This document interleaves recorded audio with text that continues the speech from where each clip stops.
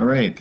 In this lesson, what we are going to do is we're going to look at graphs, and from the graphs, or even not necessarily from the graphs, from knowing some information about zeros, which we now connected to graphs, we are going to use that and actually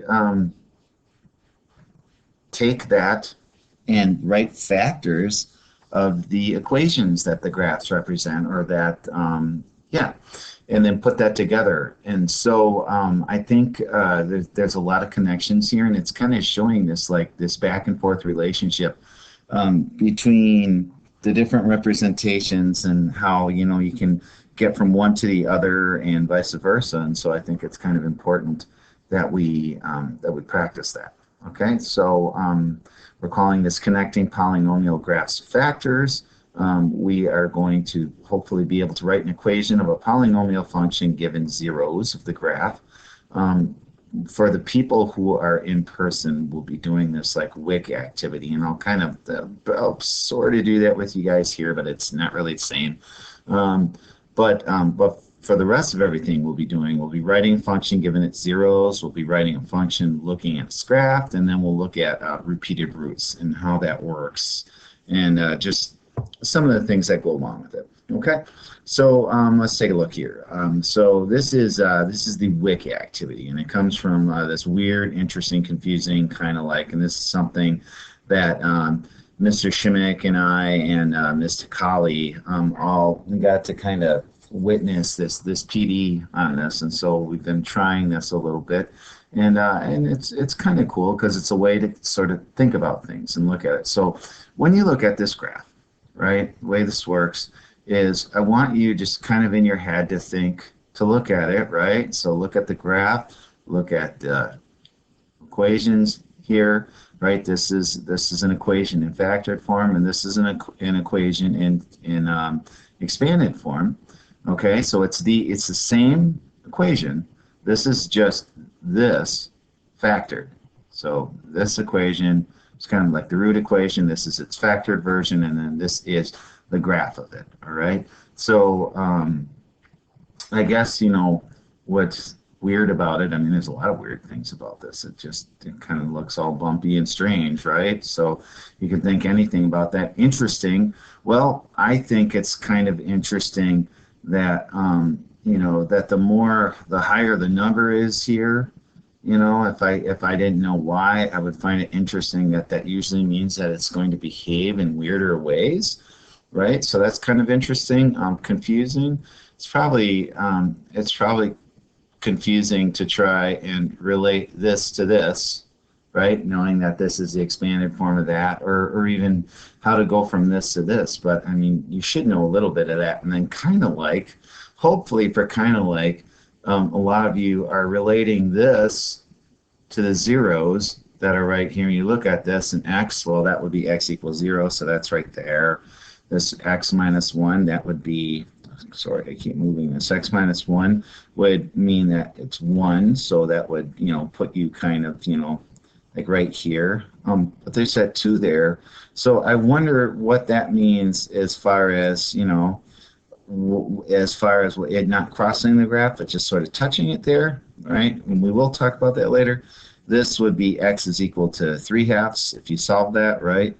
You move the 3 over, you get 2x equals 3, divide both sides by 2, you get 3 over 2, which is 1.5, right? And so, I mean, there's a lot of interesting things about this graph. It's a very interesting graph. So, I mean, if nothing else, I hope that when you see something like this, you just don't see a bunch of crazy lines and think it's a random act, right? There is definitely a complete connection between this and how it looks here, and you change one of these numbers or even just something in here, and it drastically alters the graph, and it can alter it in a lot of different ways.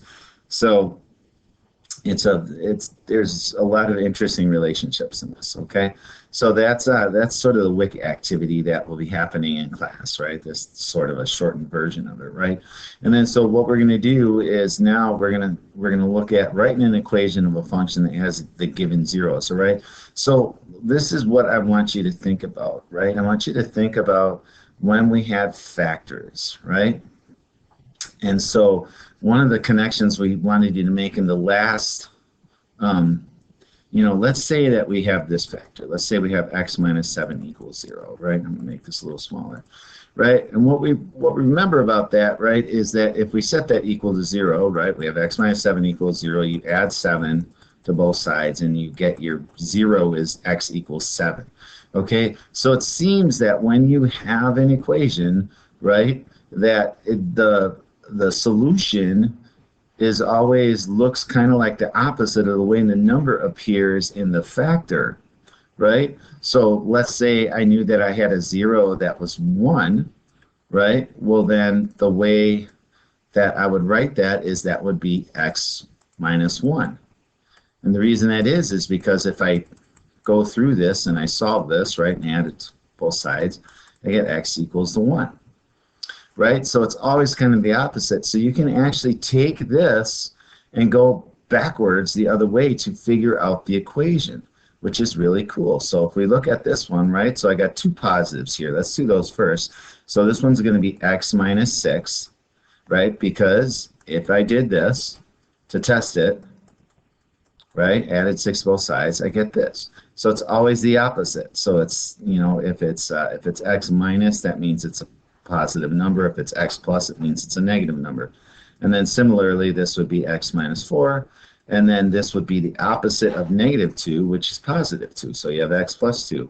And so now we have an equation here in its factored form, right? And if you're gonna truly write it, right, you would say f of x equals x minus 6 times x minus 4 times x plus 2.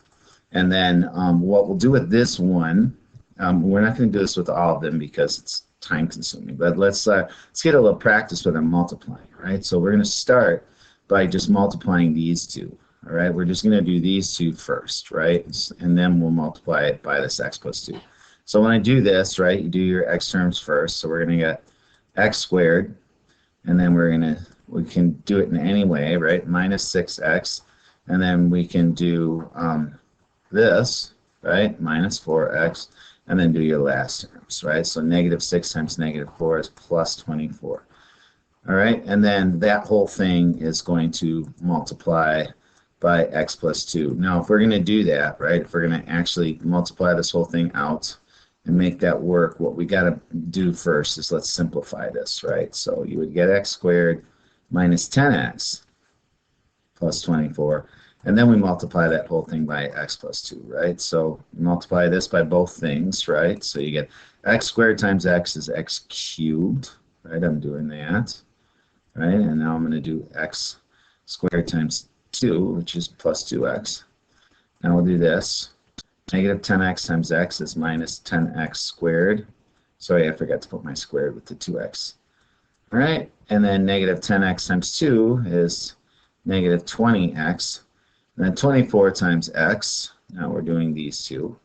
24 times x is plus 24x, and then plus 48. Okay, so these are all my terms. Now let's clean this up. Well, you only have one x third term.